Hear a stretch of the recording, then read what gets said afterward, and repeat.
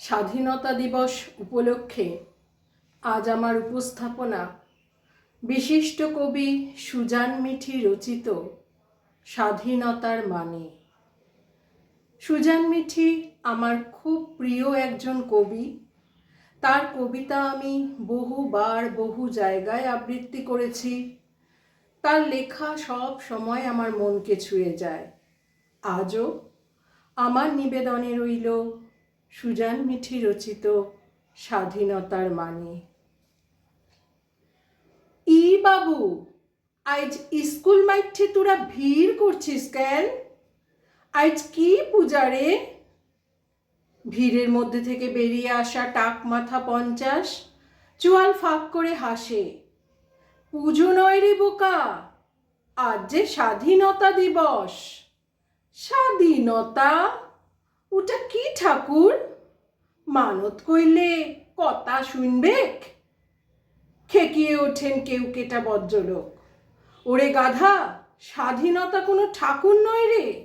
স্বাধীনতা হলো অন্যের অধীনতা থেকে মুক্তি পাওয়া, আর মুক্তির স্বাদ চেখে চেখে খাওয়া।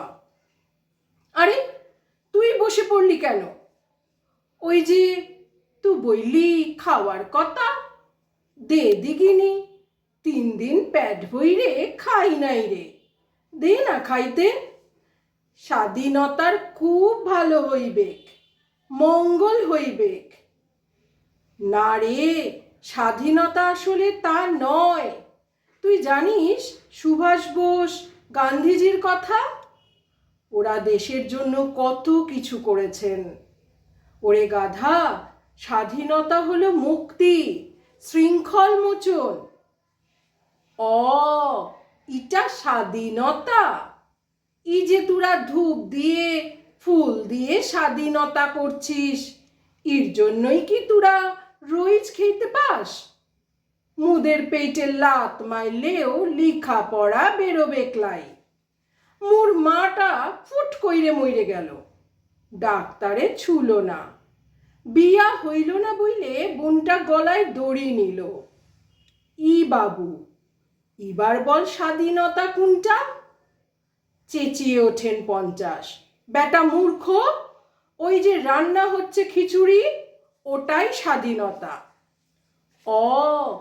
ওটা স্বাধীনতা? তা হইলে মুখে একটু বেশি দে। ভাই খাবেক, বাপটা খাবেক, আর তোরা রোজ স্বাধীনতা কর।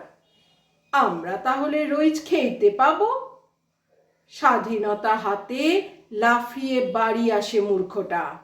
বাপকে বলে, লে বাপ, স্বাধীনতা খা, খাইয়ে দেখ কি ভালো, খা, খেলে। ধন্যবাদ।